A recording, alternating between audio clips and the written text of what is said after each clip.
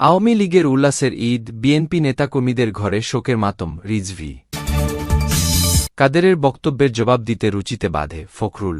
এতক্ষণ শুনছিলেন সংবাদ শিরোনাম, এখন থাকছে বিস্তারিত।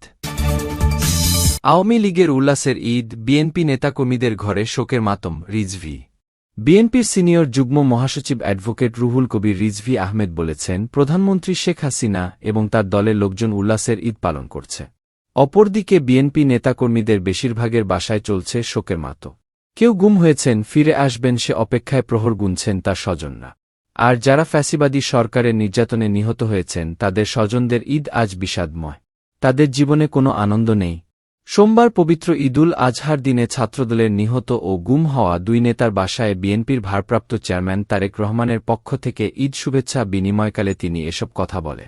এ সময় ভারপ্রাপ্ত চেয়ারম্যান তারেক রহমানের পক্ষ থেকে ঈদ শুভেচ্ছা উপহার দেন রুহুল কবির রিজভী। এদিন পুলিশ হেফাজতে নিহত নিউ মার্কেট থানার 52 নম্বর ওয়ার্ড ছাত্রদলের সভাপতি মাহবুবুর রহমান বাপ্পির আজিমপুরের বাসায় এবং গুম হওয়া সূত্রাপুর থানা ছাত্রদলের সভাপতি খালিদ হাসান সোহেলের বাংলাবাজারের বাসায় যান তিনি। কাদেরের বক্তব্যের জবাব দিতে রুচিতে বাধে, ফখরুল। আওয়ামী লীগের সাধারণ সম্পাদক ও সেতুমন্ত্রী ওবায়দুল কাদেরের বক্তব্যের জবাব দিতে আমার রুচিতে বাধে বলে মন্তব্য করেছেন বিএনপি মহাসচিব মির্জা ফখরুল। সোমবার কুড়গাঁওয়ের নিজ বাসভবনে ঈদের নামাজ শেষে শুভেচ্ছা বিনিময়কালে সাংবাদিকদের প্রশ্নের জবাবে তিনি এই মন্তব্য করে। মির্জা ফখরুল বলেন, আপনারা শুধু ওবায়দুল কাদেরের কথা বলে। আমি ব্যক্তিগতভাবে তাকে পছন্দ করি না। কারণ ওবায়দুল কাদের সাহেবের কথার জবাব দিতে আমার রুচিতে বাধে। তিনি বলেন, যারা রাজনীতি ও ক্ষমতায় আছেন তারা যদি সত্যকে উপলব্ধি করতে না পারেন, দেশের সমস্যা ও গণমানুষের আকাঙ্ক্ষা বুঝতে না পারেন, তাহলে তারা কিভাবে দেশ শাসন করবে? সেটি আমরা দেড় যুগ ধরে দেখছি। এই দখলদার সরকার জনগণের সব আকাঙ্ক্ষাগুলোকে পদলিত করে দিয়েছে।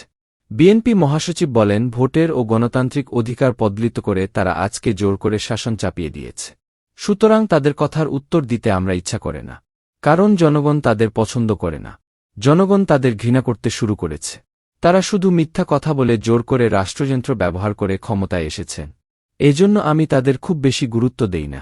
দ্রব্যমূল্যের ঊর্ধ্বগতির কারণে মানুষের নাভিশ্বাস উঠেছে জানিয়ে বিএনপির এই নেতা বলেন, দ্রব্যমূল্য যেভাবে বেড়েছে তাতে সাধারণ মানুষের জীবন অতিষ্ঠ হয়ে উঠেছে। এতে ঈদুল আজহার যে আনন্দ, সেই আনন্দ উপভোগ করার সুযোগ থাকছে না। মিয়ানমার ও সেন্ট মার্টিন ইস্যু নিয়ে তিনি আরও বলেন, তারা যাই বলুক না কেন, সেন্ট মার্টিনে গোলাগুলি হচ্ছে। টেকনাফ থেকে সেন্ট মার্টিন সমস্ত জাহাজ বন্ধ হয়ে গেছে। সেখান দিয়ে যেতে পারছে না। এটাই সত্য। তারা এই সত্যকে অস্বীকার করবে কিভাবে? কেন বিজিবি সেখানে যাচ্ছে বারবার? কেন সেনাবাহিনীর প্রধান বারবার বলছেন আমরা সতর্ক আছি? ফখরুল বলেন, বাস্তবে মিয়ানমারের ঘটনাবলী সমস্যা তৈরি করেছে। সেই সমস্যায় সেন্ট মার্টিনে জাহাজ যেতে পারছে না। সেখানকার অধিবাসীরা কষ্টে দিন পার করছেন এবং নিরাপত্তার অভাব বোধ করছে। সেগুলো স্বীকার না করে তারা ভিত্তিহীন বানোয়াট কথা বলছে। এর আগে দলের পক্ষ থেকে দেশবাসীকে পবিত্র ঈদুল আজহার শুভেচ্ছা জানান বিএনপি মহাসচিব। সেন্ট মার্টিন সরকারের নিয়ন্ত্রণেই আছে, 1 ইঞ্চি জমিও ছেড়ে দেওয়া হবে না। আওয়ামী লীগের যুগ্ম সাধারণ সম্পাদক ও ঢাকা 8 আসনের সংসদস্য আফম বাহাউদ্দিন নাছিম বলেছেন, সেন্ট মার্টিন দেশের একটি ভূখণ্ড। সেটি কারও দ্বারা ক্ষতিগ্রস্ত হতে দেওয়া হবে না। 1 ইঞ্চি জমিও কোনো বিদেশি শক্তির কাছে ছেড়ে দেওয়া হবে না। মঙ্গলবার দুপুরে মাদারীপুর শহরের কুকরাইল এলাকার নিজ বাসভবনে তিনি এসব কথা বলে। আওয়ামী লীগের যুগ্ম সাধারণ সম্পাদক বলেন, সেন্ট মার্টিনে বাংলাদেশের মানুষেরাই বসবাস করে। তাদের জীবনের মূল্য অনেক বেশি। তাদের জীবন ও জীবনমান সমুন্নত রাখা বর্তমান সরকারের দৃঢ় অঙ্গীকার। বাংলাদেশ যুদ্ধ চায় না, শান্তি চায়। সেন্ট মার্টিন সরকারের নিয়ন্ত্রণেই আছে। নাছিম বলেন, এরই মধ্যে মিয়ানমারের যুদ্ধজাহাজ নাফ নদ থেকে সরে গেছে। এই সমস্যা নিয়ে কূটনৈতিকভাবে কথা বলা হচ্ছে। যুদ্ধে না গিয়ে শান্তির মাধ্যমেই সেন্ট মার্টিনের মানুষের নির্বিঘ্ন জীবনযাপনের বিষয়ে সরকার সংকল্পবদ্ধ। যুদ্ধ নয়, শান্তি হল একমাত্র মন্ত্র, যে মন্ত্রের মধ্য দিয়ে উন্নয়ন অগ্রগতির পথ প্রশস্ত হয়।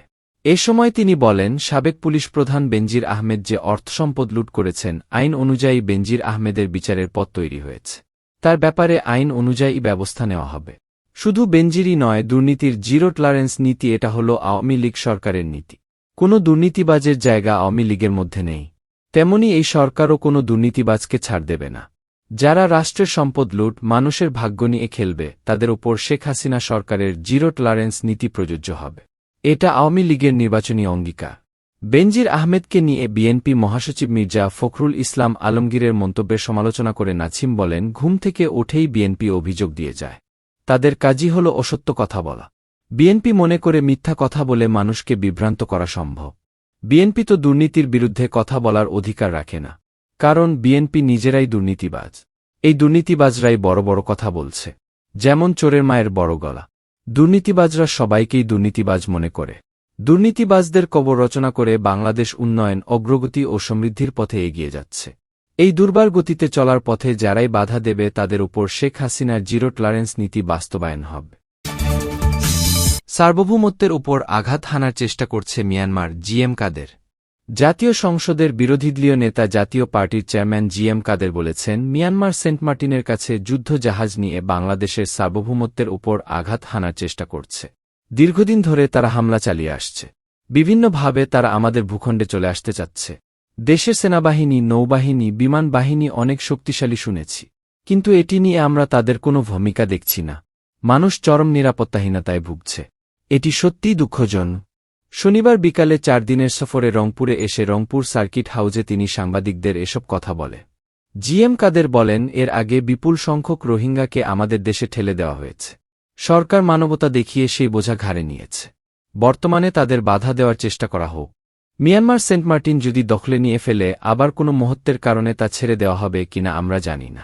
আমাদের সার্বভৌমত্ব রক্ষার করার দায়িত্ব আছে। সংসদ চালু থাকলে এটি কেন হচ্ছে আমি প্রশ্ন করতাম। জিএম কাদের আরও বলেন, সরকার যে বাজেট করেছে তা দুর্বৃত্তায়ন সহায়ক বাজেট। বিভিন্ন দুর্বৃত্তায়নকে এ বাজেটে উৎসাহিত করা হয়েছে। দুষ্টের পালন ও শিষ্টের দমন করা হচ্ছে বিভিন্ন নীতিতে। সরকারের আশপাশের মানুষ ধনী থেকে অতি ধনী হচ্ছে আর সাধারণ মানুষ কষ্ট ভোগ করছে। এবারের বাজেটের মাধ্যমে বৈষম্যের দেশ তৈরি করা হচ্ছে। তিনি বলেন, স্বাধীনতার পরে কোনো সময় অর্থনৈতিক সংকট হয়েছে বলে আমার জানা নেই। বর্তমানে যে সংকট তৈরি হয়েছে তা করেছে সরকার।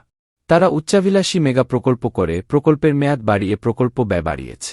আমি বলব, অর্থের বিরাট অপচয় হয়েছে। তাই দেশে অর্থনৈতিক মন্দা দেখা দিয়েছে। জিএম কাদের আরও বলেন, বর্তমানে কর ছাড়ের সুফল পাচ্ছে ব্যবসায়ীরা, অপরদিকে করের বোঝা দিতে হচ্ছে জনগণকে।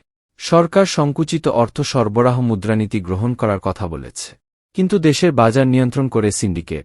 তাই এই নীতি কোনো কাজে আসবে না। বিরোধীদলীয় নেতা বলেন, সরকার বিদ্যুৎ ও গ্যাস আমদানি করছে, অথচ দেশে গ্যাসের বিশাল মজুত রয়েছে। সেটি উত্তোলনের বিষয়ে সরকারের কোনো দৃষ্টি নেই। এতে করে উচ্চ মূল্যে জনগণকে বিদ্যুৎ গ্যাস ব্যবহার করতে হচ্ছে। গ্যাস সংকট এবং উচ্চ মূল্য দিয়ে গ্যাস ব্যবহার করতে না পেরে অনেক ইন্ডাস্ট্রি বন্ধ হয়ে গেছে। দেশে বেকারত্ব বাড়ছে।